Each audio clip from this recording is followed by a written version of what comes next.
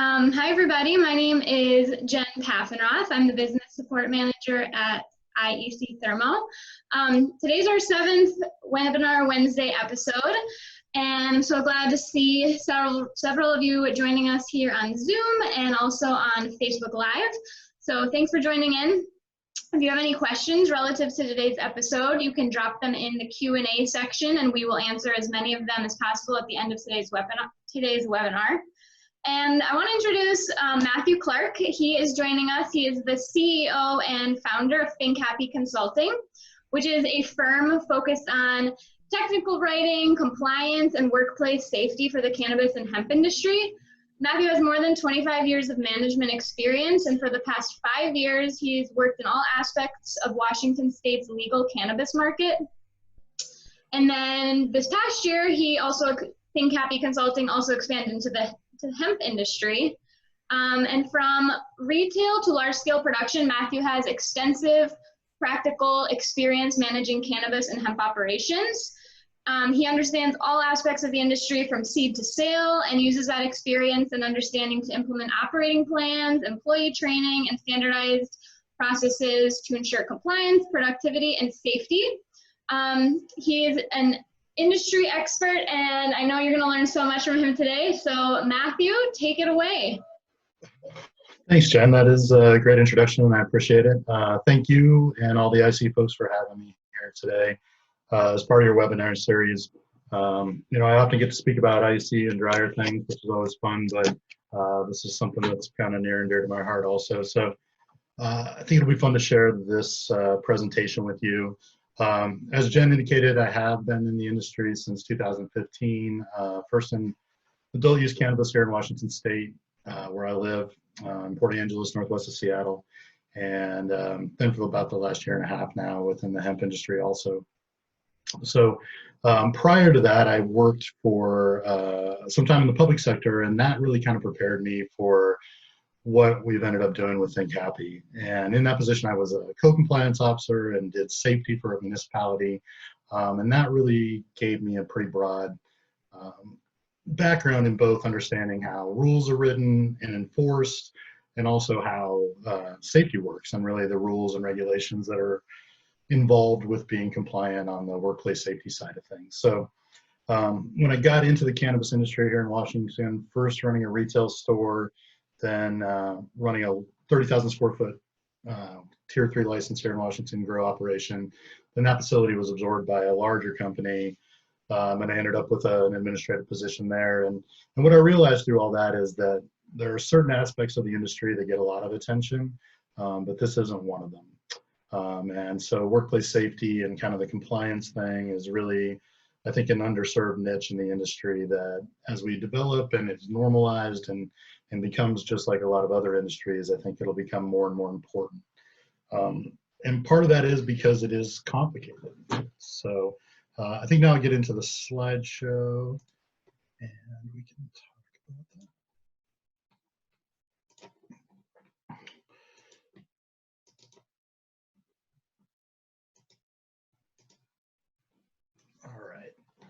All right. So yeah, it's complicated, workplace safety and health. Why are legal hemp and cannabis workplaces complicated?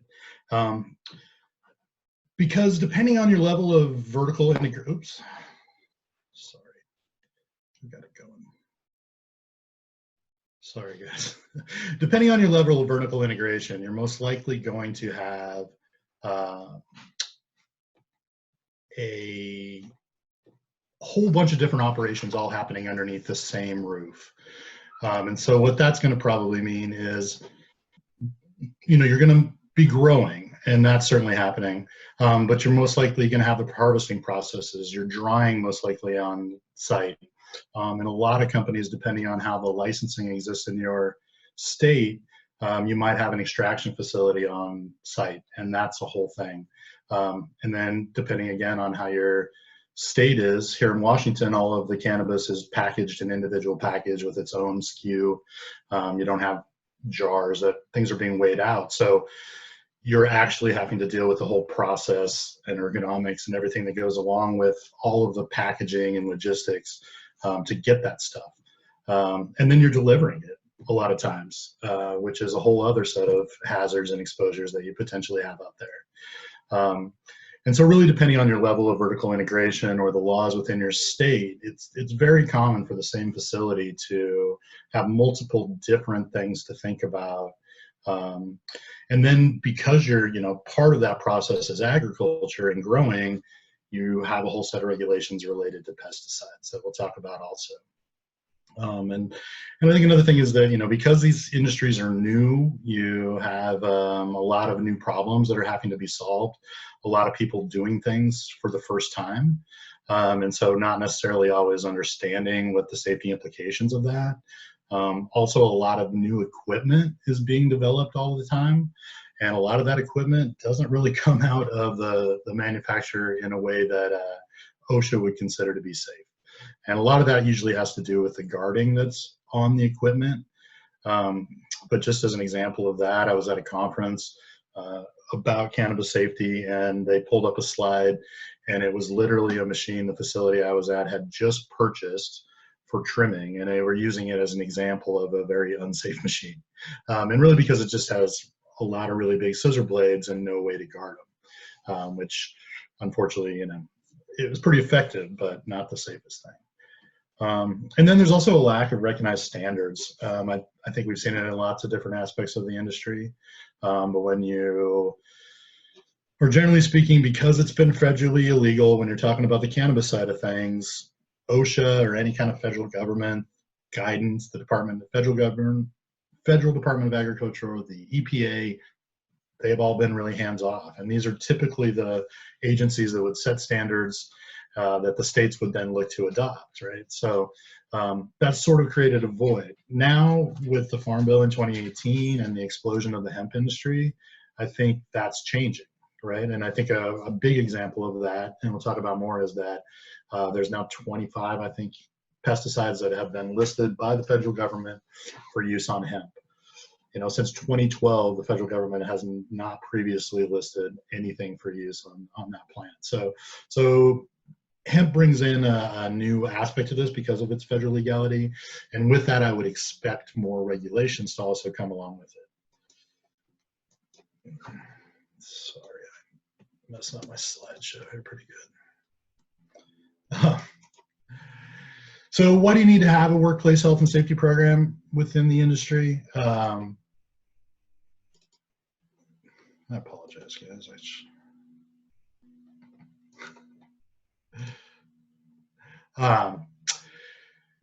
It really has to do with having employees. It's not because you're in the cannabis industry. It's not because of the hemp industry. It's because you employ people. And if you have employees, then you have a legal obligation to create a safe workplace for those employees. And so what does that mean? That means identifying the hazards in your workplace. And let me see if I can just fix this real quick. I apologize, everybody. I don't know what it's doing.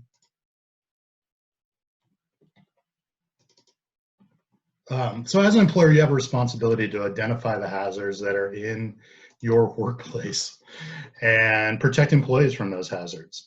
And so, in most states, that means you're going to have OSHA or some kind of a state agency that you deal with that sets the rules and the standards for your state for how that's applied. And it's often different for agriculture, but it is something that if you have employees, you need to be aware of.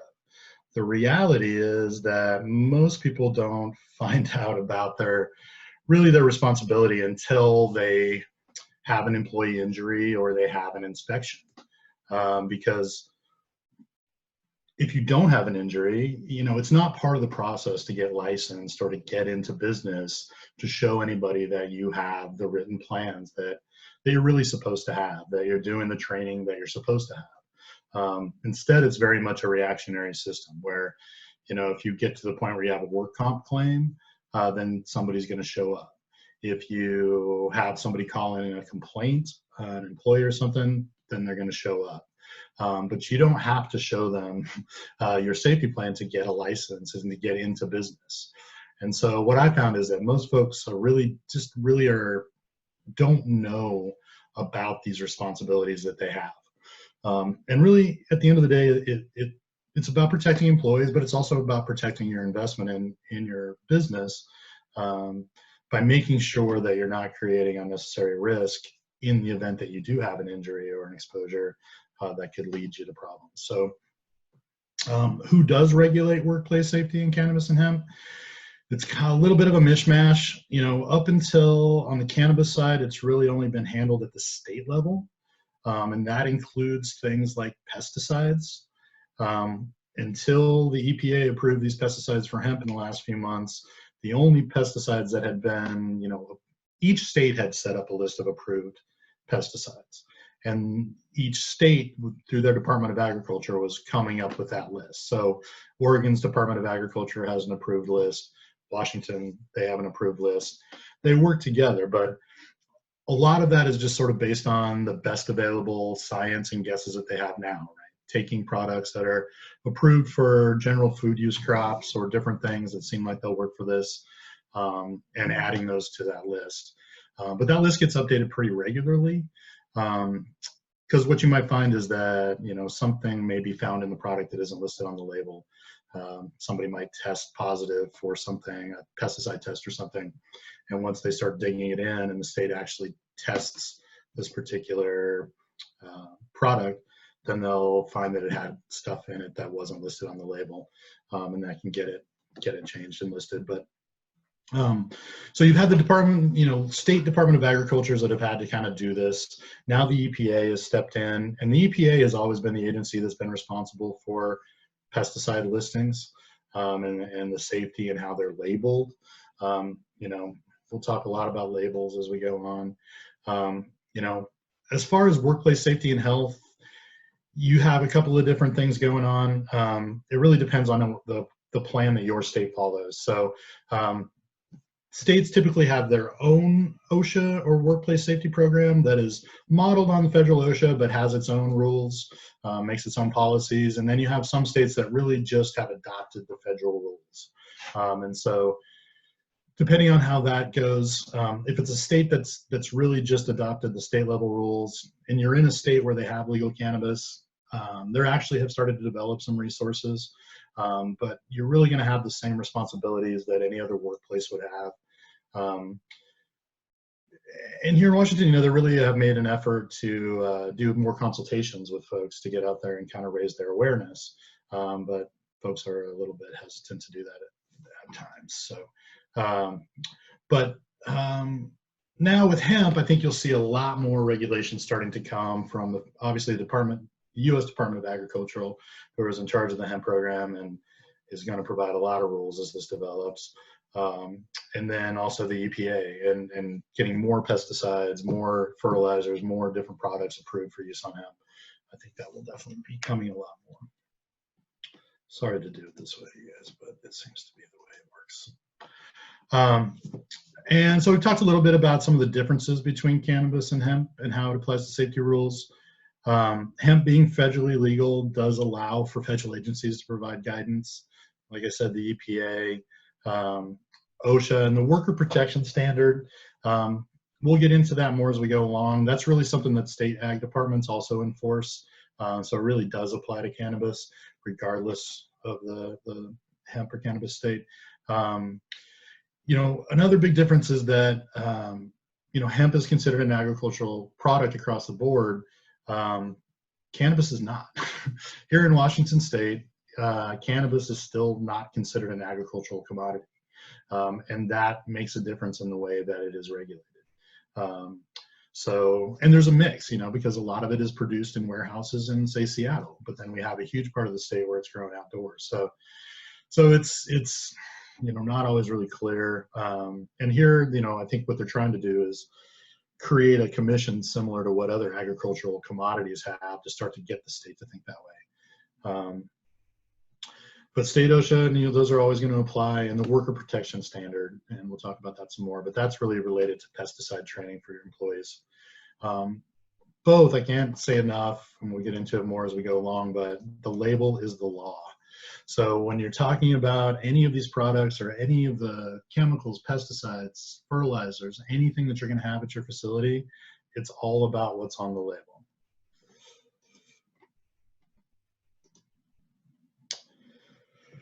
So now we're going to kind of talk about, now that we know why you have a program, need to have a program, and kind of who's in charge of regulating those, I want to talk a little bit about what a safety program looks like.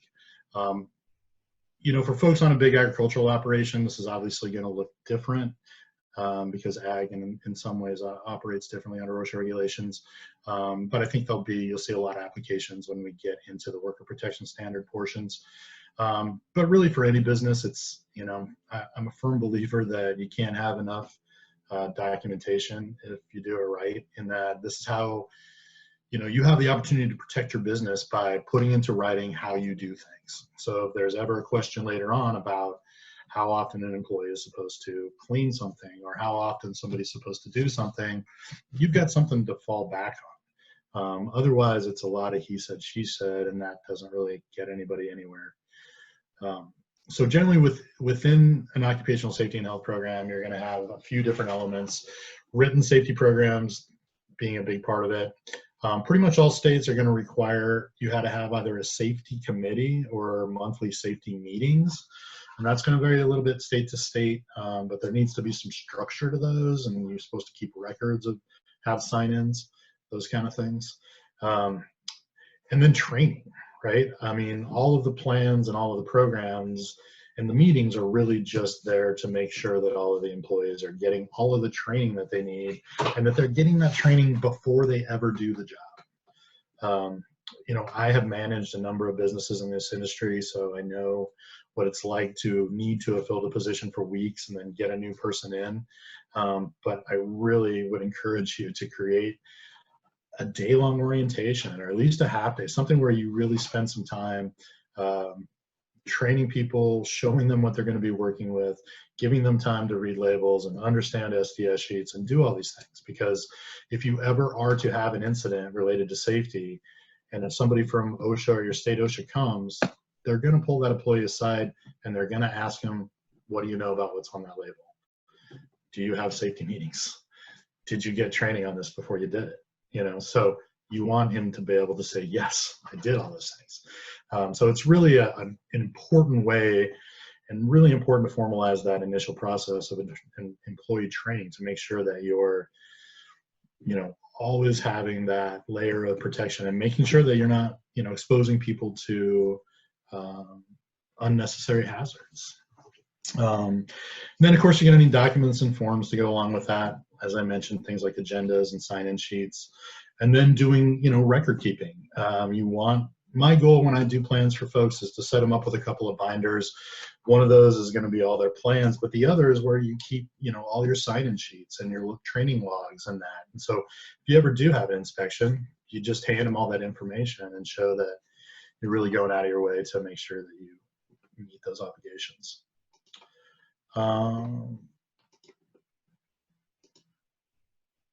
Several different kinds of written plans, and that's going to sort of depend on what's going on at your facility. And again, this is really going to depend on, like I said, your level of vertical integration. But generally, pretty much every business should have what they call an accident prevention plan. And that's just a broad safety plan that outlines how you're going to prevent people getting hurt by even things like slip, trips, and falls, ladders, tools, power tools, all these little things that you can potentially have issues with that you want to put into a general type of accident plan.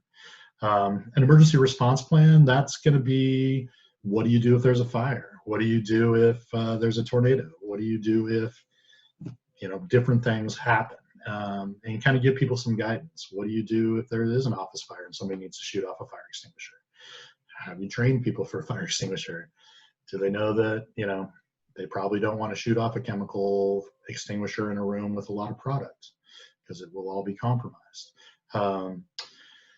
Chemical hazard communication, that's really how you communicate with your employees about the chemicals that you have on site, how those are stored, SDS sheets, all those sort of things. And that's a really important thing because chances are you're going to have some chemicals on site that can hurt somebody. And it might not be the things people think of, but rooting hormones, which are very common for adjusting pH and such, will take out somebody's eye real quick. So taking these kind of little things, cloning gel, I mean, these things in your eyes can do a lot of damage. So they're sort of taken for granted within the industry. And I'll talk a little bit more about some of the confusion about what is a pesticide, et cetera. But that's a really key part of this. And it really ties into the worker protection standard that we'll talk about. Because if you're doing that part and this part, you know, that's where you have a lot of potential exposure. If you do have chemicals on site that do require a pesticide, or excuse me, a respirator per their labeling, then you're going to have a respirator protection plan. And that includes medical fit testing, evaluations, all that fun stuff. If you have processing or extraction on plan, I really encourage you to think about getting a process management plan in place. And this is, I think, something new for the cannabis industry, but it's really just looking at the chemical refinery, oil refinery industry, and how they manage those processes to make sure that they don't have the kind of accidents that we most commonly see in the industry, which are, from my experience, related to wear parts, things like a torque nut on a column or something that really needs to be maintained and treated a certain way that isn't. At least here in Washington, extraction tech is a minimum wage job. And so those guys are using some really dangerous equipment that, you know, if treated correctly, can be very safe, but it's the little things that are getting people. So having a plan to manage that. And then something that I've added lately, you know, infectious disease. Certainly what everybody's experiencing now has raised our awareness. I did a presentation last week for a trade group here in Washington on COVID-19, co-presented with an attorney, kind of talking about, you know, potential work comp and all this stuff. And you know, basically the answer right now is everything is on a case-by-case basis, and nobody really knows. Take a good look at your insurance. But I see that there's another way that you can be prepared for things that might put your business at risk. And right now, dealing with COVID, you know, here in Washington, cannabis is an essential business, which means that the retail stores are open. Those employees are out there face to face all the time. We don't have delivery. You can do curbside.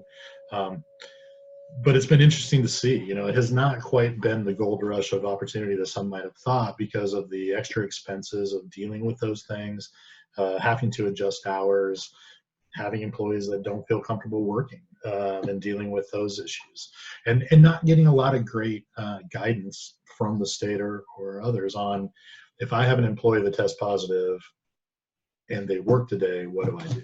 Right? So I think that's just something to help prepare for the world that we're living in these days.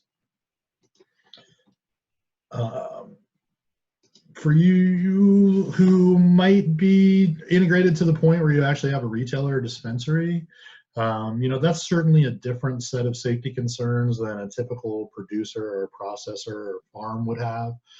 But there are definitely concerns there.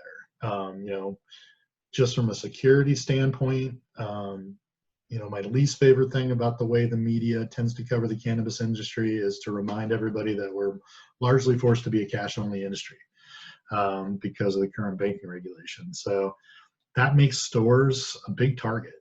And so there's a lot of perception that these are easy places to go. And so, you know, having basic accident prevention and things like emergency action, but having a store security plan, having a log, incident log, so you can keep track of, you know, customers that get upset, things that happen that could potentially lead to other things, and workplace violence prevention. I mean, unfortunately, there have been some deaths related to robberies here in Washington. So it's something that people need to take seriously. Just like a lot of retail here in Washington, they're allowed to be up until midnight, and so many of them are. And so that puts you into kind of a late night retail. And here, they're, unlike, say, Colorado, there's no armed security. You're not allowed to have a gun on a licensed site. And so you want to make sure that you're putting your employees in the best, safest position by having some plans and a little bit of training to prepare them, you know, if they do end up in one of those situations. Producer processors, you know, these are going to be cultivators up through extraction, packaging, all of these different things. And that's where you're probably going to need a lot of different plans. definitely going to have a chemical hazard communication. You know, I've been to a lot of facilities and I've seen a huge range of chemicals used, but there's always some that require a little bit of that need to have SDS sheets, that you need to have those sorts of things for. And so it's just good to have that awareness. And what that really starts with is making a list of every chemical that you have on site. If it's on site and an inspector can find it, then you should know about it and you should have a plan for how you're storing it, making sure you have the SDS sheets for it, knowing if the people that work with it regularly know what to do if they get it in their eye, you know, all those kind of things. And then respirators. I mean, if you need them per the labels, then you need to have the whole plan. And it's actually a bad thing to have respirators on site if you haven't had them fit tested and all the other things. Extraction, as I mentioned, that's a big thing. And then the worker protection standard. And this is where it can get a little bit complicated because it typically is something that applied more to the ag industry because it is related to pesticides. But because even most indoor grows are commonly using pesticides that have an agricultural use label on them, they still fall under the worker protection standard. And that's a big thing on the ag side. There's a lot of good training, and we'll talk about that a little bit more. And then, you know, in terms of some of the other typical safety processes, sometimes ag does have some exceptions, especially if it's family members working and things like that. They're not necessarily treated the same as a regular employee would be. So it might, you know, if it's all family working on a farm, you're not going to have the same requirements for safety meetings and things like that. So it's just going to depend a little bit on your state also.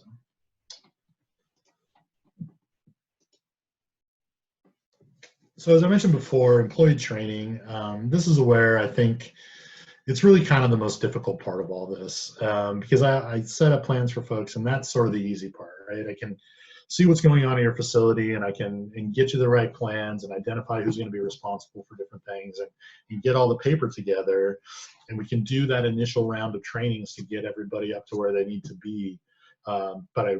But it's very rare that that continues. In that once folks take it on for themselves, it's tough because you've got a lot of other things going on at a facility, whether that be a retail store, a farm, a cultivator, a processor.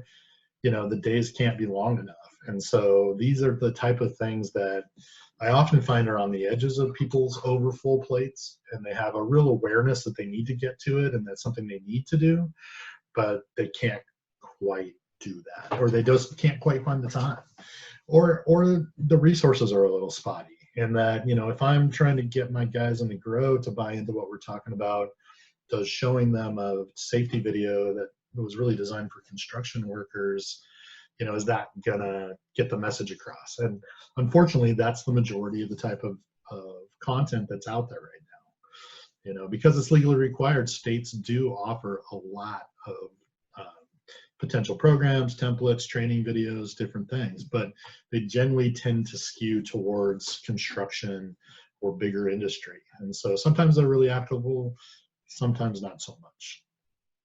But I really recommend is having some kind of a new hire orientation in place.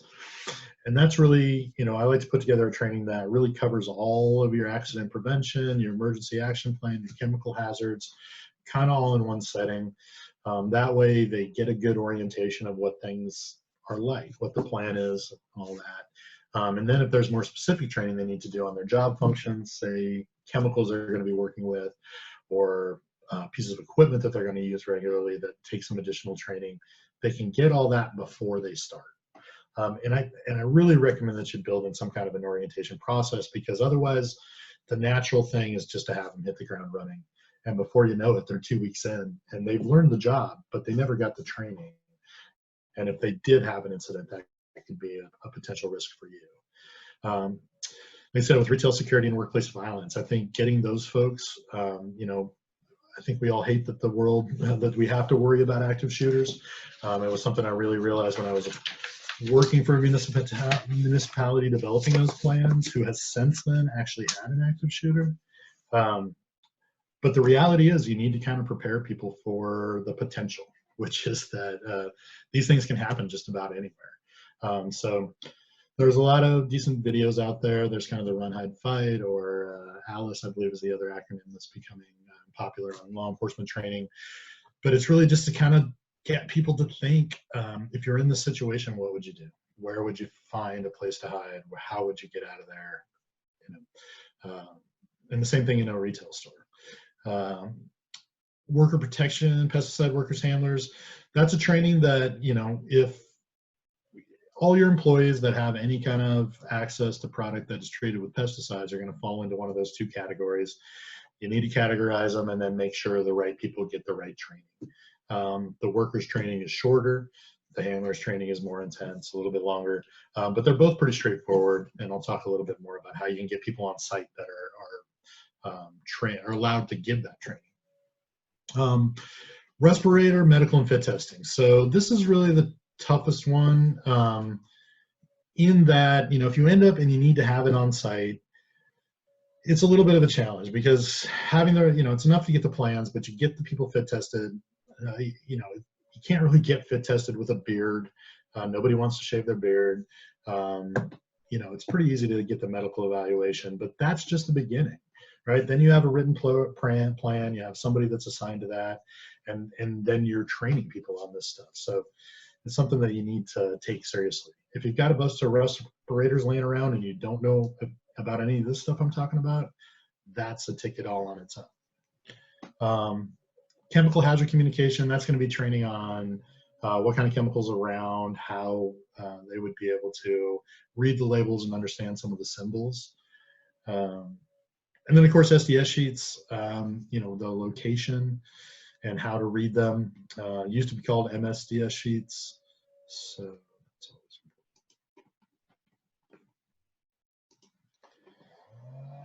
as I mentioned, you want to have a current list of all your chemicals. That's going to be part of that plan you're going to keep. And anytime you add or take some off, you're going to want to make sure you keep that updated. You're actually supposed to keep all the SDS sheets on site for 30 years. I imagine that's if, you know, if there was ever a chemical recall later. So that doesn't mean you have to keep 30 years out for everybody to see, but that pretty much means you need to keep the SDS sheet for every chemical that ever comes on site at your facility in a folder somewhere, if you're following the actual law. As I said, labels are the law, and the labels are going to determine what kind of personal protective equipment you're going to need, what kind of training you're going to need. But you want to make sure that employees always have the opportunity to read the labels and that they really understand what they're supposed to do in the event that they are exposed to that particular chemical. We used a lot of Xeritol at a facility that I was at, and all the time people would be like, I got this little irritation on my hand. Well, it's Xeritol, which is really high strength hydrogen peroxide, really.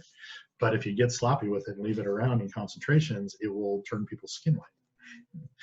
So, you know, nobody really got hurt with those, but it just shows you that you need to have an awareness of things, because people tend to get it in their head that certain chemicals, because they're maybe organically listed or something else, aren't a pesticide, aren't, et cetera, et cetera. That's not the case. Regalia, which is a biofungicide, you know, the plant takes it up to help fight things off. So people tend to not necessarily think of it as a pesticide, but it is. And it's also an OMRI listed pesticide, which means it can be used for organic purposes, but it also has PPE and things that go along with it. I purchased a pre-roll, a joint here the other day, and I shared a picture with some of the folks because it really made me laugh. It literally said on the label, no pesticides except Regalia. Well, Regalia is a pesticide, so, you know. But that's kind of where a lot of the confusion tends to sort of come from. I'll actually talk about that now. So what is a pesticide? I'm taking this label from the Washington State Department of Ag definition, but really it's anything that is meant to interrupt, you know, prevent, destroy, control, repel, mitigate any insect, any plant life, any mold, any fungus, any weed. So, you know, that means that almost everything tends to fall into that category, unless it's maybe a fertilizer. So things like sanitizers are often considered pesticides because they're there to kill things. Rooting hormones, pH balancers, as I mentioned, can be really harmful to your eyes. So what I battle more than anything in this industry is folks telling me that they don't use any pesticides, and then me finding somewhere between 5 and 10 on site. Now, whether they're still using it or not, that's a whole other story. But it's really common for people to sort of have a misconception of what a pesticide is. It doesn't have to be Roundup to be a pesticide. It can be something that you're using to boost the plant's health or to boost its ability to fight off particular things, but it's still, for regulatory purposes, going to be considered a pesticide. And so, like I said, doesn't matter if it's organically listed, doesn't matter if it's OMRI listed. It's really about what the label says, and what the label says for PPE and what the label says for training. When you get into personal protective equipment, you know, obviously as an employer, you have a responsibility to provide any PPE that is required for the job. In our industry, that tends to be a lot of gloves and dust masks. I know N95s are common, not easy to get these days and expensive, but for a lot of concerns that people have, and we'll talk about air quality a little bit later, those dust masks are the actual PPE that would fix that problem. Eye protection and face shields, as I mentioned, especially when working with chemicals. UV light protection, which I've got some graphics I'll share with you. Certainly, folks, whether you're out in the field all day or inside all day under some really powerful UV light, you want to be making sure you're taking precautions. And coveralls, some folks like to use those, especially, well, for a couple of different reasons. It's easy to have cross-contamination between facilities. It only takes a couple of spider mites on your clothes to come into somebody else's grow and start a whole problem. But also to prevent people from getting things like pesticides and other chemicals onto their clothes. One thing I'm really recommended to really take a look at if you don't have in place that I've seen, I know Oregon OSHA has made a point of it, and I think L&I is starting to, especially around labs or places where you're mixing a lot of fertilizers and other chemicals, is having a permanent eye wash station. Not just some spray bottles, but they're looking for a plumb station that you can turn on with one hand, right? Or no hands even. The ones where you can use your elbow to turn it on, because if somebody's got stuff in both of their eyes, you know, how do they get to these things? So that's something that I've noticed more and more that they're really starting to look at. You're not going to be able to get away with some of the temporary stuff. And I think also now, you know, certainly I've seen a lot of bulletins going out on the ag side. They're really looking for you to have adequate hand washing facilities throughout. So, you know, saying folks walk 200 yards to a bathroom to wash their hands probably isn't going to fly anymore. So something to think about. And then, you know, for pesticide spraying, you're supposed to have decontamination supplies available anyway, soap and water. So, you know, for some guys, that's just having a garden hose nearby. But you just want to make sure that people don't have to run across the warehouse or across the facility or a long way to get away. And then alarms and monitors in extraction, you know. Obviously, people using hydrocarbons, there's a huge risk for explosion, but CO2 is much more difficult to detect. I've seen, you know, alarms placed on the ceiling for hydrocarbons. It sinks. You know, just different things like that. So there's still a lot of growing up to do within the industry for people to have a total understanding of why some of this stuff matters. And they're getting a lot of different advice from a lot of different folks. You know, the adult use, in my experience, tended to kind of scale up from these small operations, and that has sort of created a lot of like little mishmash of information and systems that, you know, isn't always helpful. So the worker protection standard, this is going to apply if you have anything that falls in the category of pesticide that contains an ag use label. And I've got an example of one up here. You must meet the requirements of the worker protection standard. And that's, you know, pretty standard if you've been in the ag industry and doing any kind of pesticides anyway. I see a real lack of understanding in the adult use side of things sometimes, because a lot of the growing is going on in a non-ag setting. So it's in a converted business park and different things like that, started by entrepreneurs that have a lot of cannabis growing experience, but not necessarily the experience to know about these kind of things. And so it's sort of a new thing for me to point out that, yeah, I know Washington doesn't call you ag, and I know that you're inside of a business park, but you have chemicals on site that makes you have to follow these rules. And so that's something that I know here in Washington, the State Department of Agriculture has done increased enforcement action on. And that's something I would expect to continue to come, you know, as the industry develops and the regulators get more knowledgeable about what they're actually regulating. I think you're going to continue to see more. So, you know, this, like I said, you have to divide your employees into workers or handlers. Workers are employees that might encounter pesticides but do not apply them. So, you know, the reality is, in my opinion, here in Washington, that's going to include the guys that package potentially, because if there are any pesticides on that stuff and it makes it that far, you know, they have a chance to be exposed, but they're not applying it or anything like that. So anybody that might go into an area that has a reasonable expectation of going into an area where product is stored, where pesticides have been applied, then you're probably going to consider them a worker and train them like that. Anybody that does the application, those are going to be your handlers. And those guys get a little bit longer training that talks a lot more about decontamination. But both should have that training before they do any work. And to do that training, the trainer needs to be certified. And there's several different ways you can do that now. One way is if you already have a licensed pesticide applicator on staff, that person is then considered a train-the-trainer type person for the worker protection standard. So if you have somebody at your facility that holds that license, that's usually required if you're spraying a pesticide that is more dangerous. I always forget the technical term. So that's a good thing.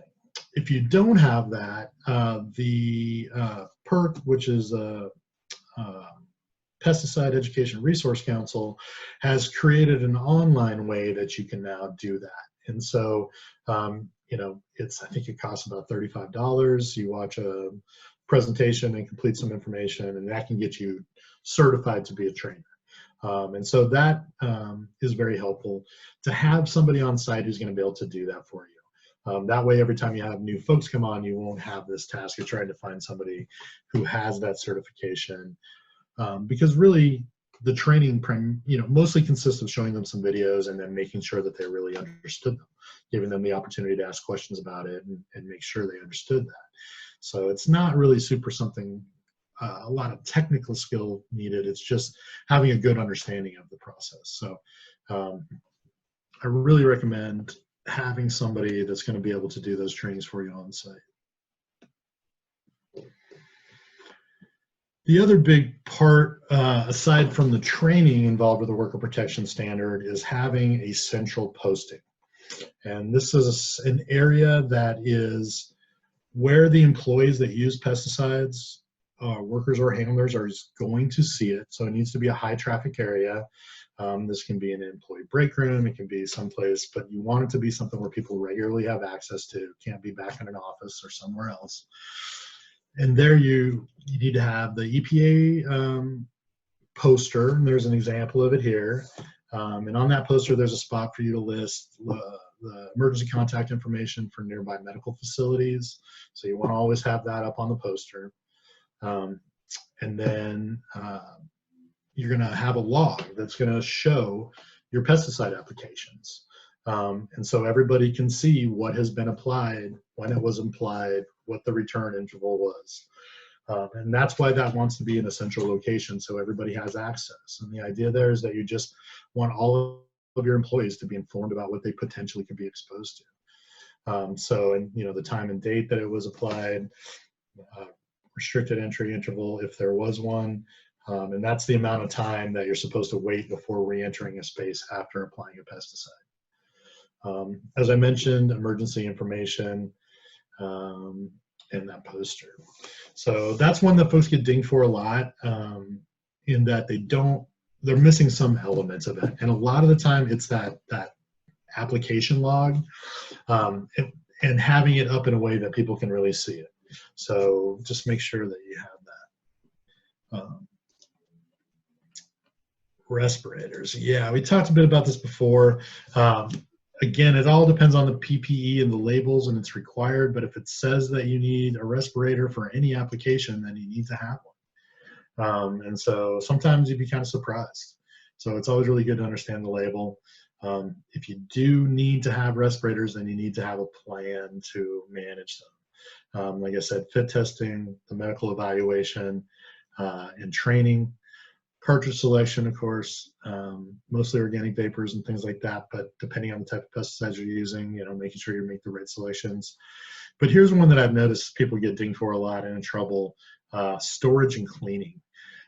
Those respirators, I really recommend, if you get respirators, get some kind of a bin or something to go with them, even a Ziploc bag too, so that they can keep the cartridges clean and separate. They're going to look at that, not just that you have a plan, not just that you have respirators, but that they're actually kept clean and in a good, usable situation. So it doesn't do anybody good to have a dirty respirator on. And if you don't have those elements, then I really shouldn't be able to find a respirator on your site. Because then it's an N95 mask should do the job. And if it's above an N95 and you need to have a certain kind of respirator, then that means you need to have all those other elements. So, one thing I would say about all that is that, one of the ways when you're looking at solutions to different safety issues, is how do you engineer solutions to eliminate the hazard in the first place? And so when you're looking at the pesticides that you're bringing on the site, and you're looking at even cleaning agents, really look at what the PPE requires, because you could inadvertently bring in a product not understanding that all of a sudden you have an obligation to have a respirator, even the way that you're using it on a daily basis might not require that. And then all of a sudden you get an inspection and you go down a road you didn't even know you were on. So it's one of those things where you can take a moment to read the labels of everything that you have on site and then go backwards from there and figure out, is this product that I'm using worth having to maintain a whole respirator program to go with it, or is there another product out there that will give you similar results? And sometimes that is a good way to kind of force yourself to look at your processes and maybe find some more new innovative solutions.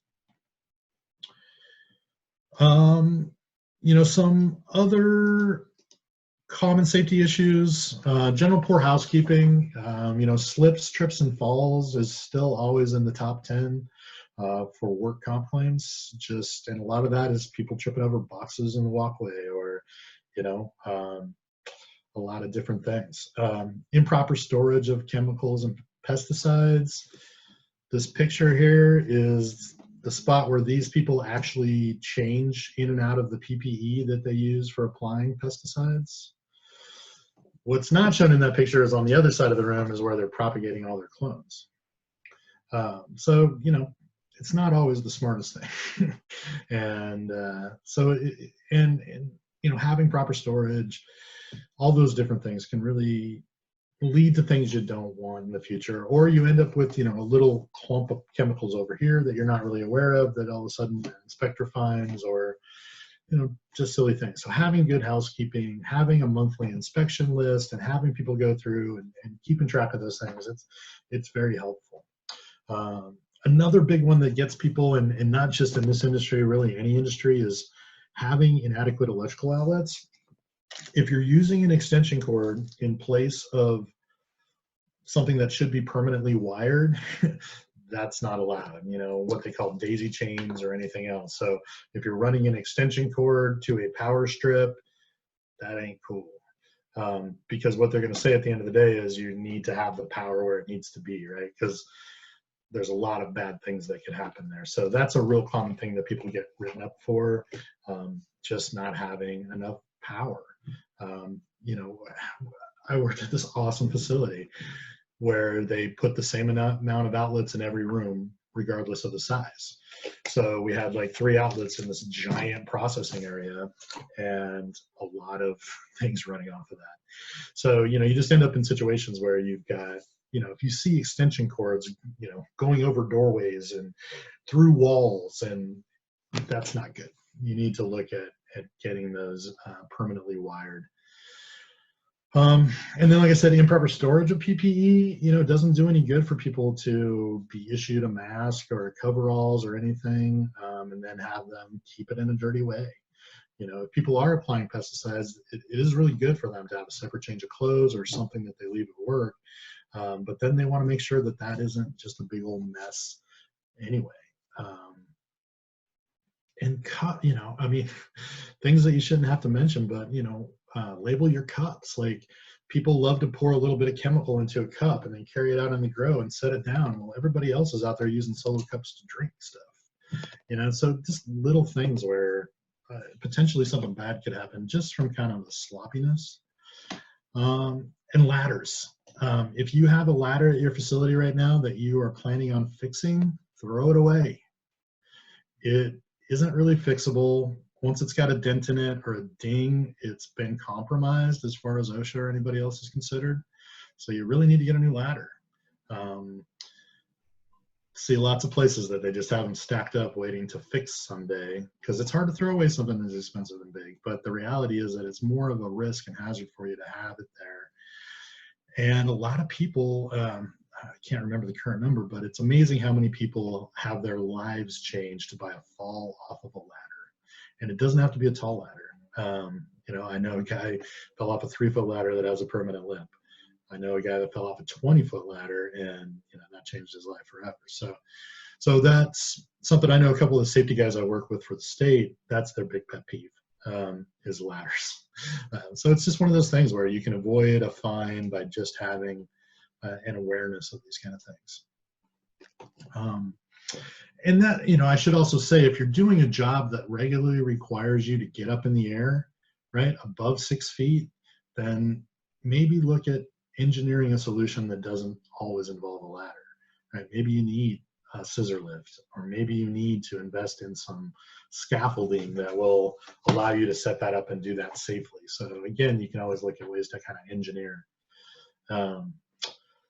Safety meetings, pretty much all states now require some kind of a safety meeting. And that usually requires at a minimum that you have some kind of an agenda, usually covering any kind of near misses or accidents that you may have had at the facility, and keeping records of those, including some kind of minutes. So really, they're trying to move you away from just having a plan on paper and into having an effective plan, right? So, and safety meetings and requiring you to track those is one of the ways to kind of show that you're actually a little more involved in what's going on. Safety meetings used to have a whole other meaning to me back in my restaurant days, but now it really can be an opportunity. What I like to do when I set up programs for folks is provide them with about 6 months worth of training, so that for each of those each of those meetings, you'll have a topic that's kind of reinforcing the new plan that you just got going. But beyond that, just like anything, making sure that you're keeping up with new things, and then also understanding, like, this is the time, if you have a new chemical, you can make sure everybody knows what it is. If you got a new piece of equipment, you can let everybody know. And if you did have a near miss, that's a really important part of safety these days. Traditionally, everybody has kind of not wanted to report safety incidents. But really, it's beneficial to the company and your business for us to take near misses and those kinds of incidents just as seriously as accidents, because the chances are they're going to eventually lead to an accident. So if somebody can potentially get hurt, and they didn't today because they sidestepped the box that fell, but you probably need to go back and address the issue of, why is the box falling? Is it too high? Are they stacked too high? Or is there something going on to prevent those kind of things from happening? And that's something I really encourage when I set up programs, in terms of having an accident investigation protocol, so that when you do have accidents or near misses, they kind of get treated in similar ways. Not to try to get anybody in trouble or to point blame at anybody, but to get to what the root cause of the accident or the incident or near miss was and prevent it from happening again. I've been asked several times about, what I think are kind of some of the looming issues for the industry when it comes to safety. And these are the two that I really think are out there. Ergonomics. There's not a OSHA standard on ergonomics, and most states don't really have laws that actually enforce ergonomics. It's much more of a case-by-case basis. This is things that result in something like carpal tunnel. But when you look at how this industry is done, the amount of pruning, trimming, awkward positions, long periods of sitting and standing that it currently takes to get a lot of the product that people want in stores, that takes a toll on folks. I've managed people that are spending 8 hours a day hand trimming cannabis. And, we've tried a lot of different ways to try to avoid these sort of things. So I think it's important to build in stretching into what you do if you have folks that are hand trimming, or even pruning out in the gardens a lot. So after break time, taking some time to do those sort of things. And then having some kind of rotation. So, maybe somebody sits for part of the day, but there's some standing stations or just different things, because when they need that ability to move around to avoid stressing out particular areas. And then the other part of this is air quality.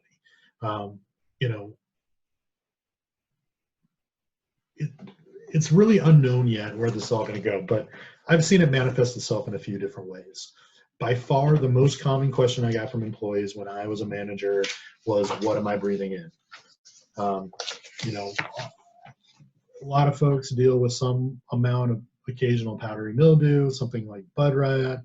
I worked at a facility that used a lot of beneficial insects. Those insects are doing their insect business in there too, right? And once that's all dried and cured and becomes very volatile, you're all breathing it in. All of the terpenes, right? These are all volatile organic compounds that we don't really know the way that we're being exposed to them now. We certainly don't have any research about cannabis specifically.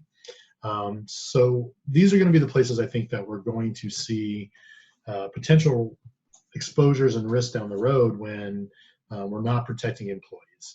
I worked with some folks at the University of Washington, and they're doing some really cool research there. And if you'd be interested in some of that information, I'd be happy to share with you guys too.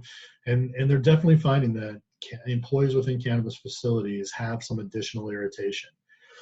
Now, we also have to acknowledge that a lot of those folks might be cannabis smokers to begin with. And so there's, certain things. But my experience is I really believe it's a lot more to do with the terpenes and the other volatile organic compounds. And so if you happen to be allergic to that particular profile, I have seen folks that had to quit after one day that were in an administrative position, not anywhere near any cannabis or hemp, that just were so irritated by it that they couldn't work there. So, there are a lot of people that have a lot of sensitivities, and we will get more science over time. But there's definitely something to having that awareness. I think also, because it's a new industry, a lot of things like clean rooms and clean spaces. A lot of the industry is still operating at Home Depot tech level. And so you don't have air exchange in rooms. You don't have any of these kind of clean facilities really happening that are allowing people to prevent some of this stuff. So I think that over time, these are the kind of issues that people are going to start to complain more and more about as they work more and more years in the industry.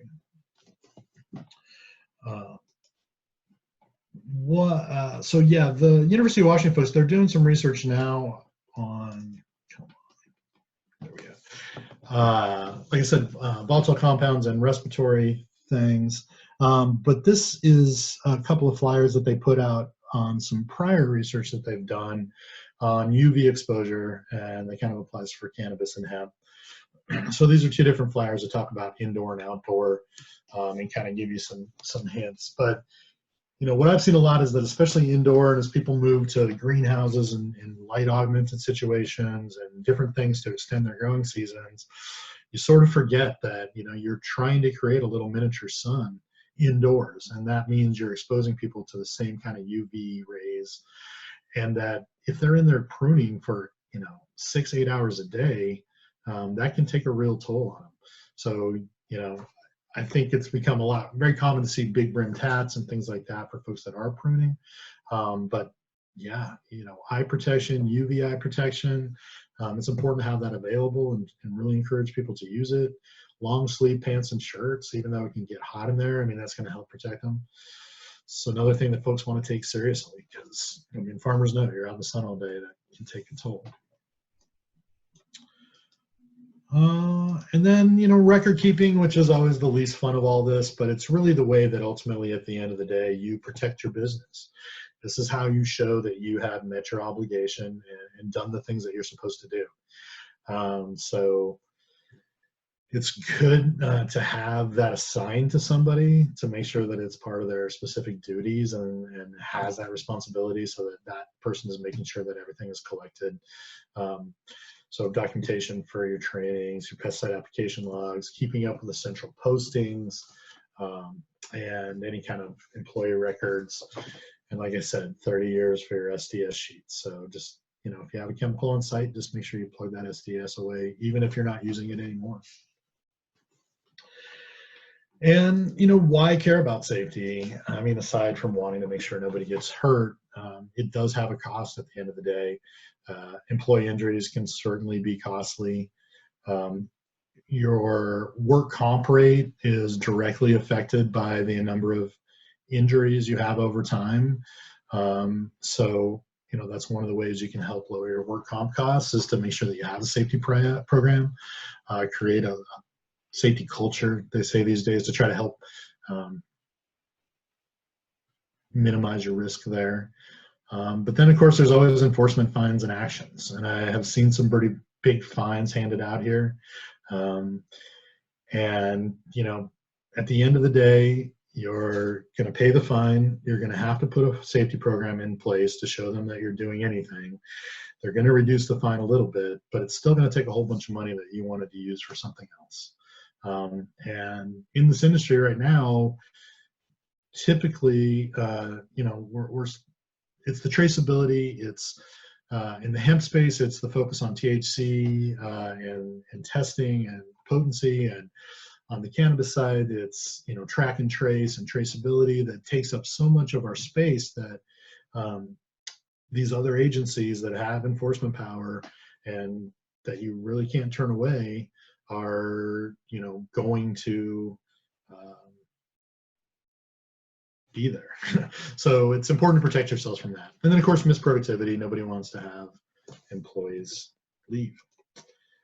So that kind of brings me to the end. I think we're hitting about an hour here, so I'll get out of here so we can answer any questions. Yeah, perfect timing, Matthew. Thank you for sharing all that information. It looks like we have only one question right now, so if you do have a question, feel free to type it in and Matthew can answer it. He was very thorough, so again, if you think of any questions later on, you can also shoot him an email. I'll make sure his email address and contact info is in the follow-up email that goes out tomorrow to you guys. So the first question is, are there any online resources about safety that you recommend? Well, you're obviously a resource as well, Matthew, but any other ones? Well, yeah, no. Well, as Jen said, you can definitely email me and I'd be happy to share any information that I have. There are some resources, not a lot. I think you can look at, Washington State and Colorado. If you do a Google search for, Washington State cannabis worker safety, it'll take you to a page they've created specifically that has some links to some resources. And Colorado has a similar setup. And Colorado's put out a pretty good, a pretty good study talking about workplace safety. So I'm happy to share those things. But honestly, that's part of the reason I started this company, is because I didn't see a lot of practical resources that were really aimed at the industry, understanding cannabis specifically, and not, like I said, more construction or general industry oriented. Awesome. Well, thanks, Matthew. It looks like we don't have any other questions at this moment. So again, Matthew, thank you so much. You clear that you know your craft so well and have so much good information. So again, Matthew's website is thinkhappyconsulting.com. His contact info is on there, and I'll get you the contact info as well, along with today's recording. And just be sure to follow us on YouTube and social media. You can find us at IEC Thermo at any social media site. And then next week, we will be taking some time to answer any questions that you guys have, specifically about drying, or more specifically about IEC Thermo's hemp dryers. So we'll be doing a live Q&A with a panel of IEC team members. So bring your questions, and we are looking forward to answering them next week. And that's it for today. So thanks everybody for tuning in, and we hope to see you next week.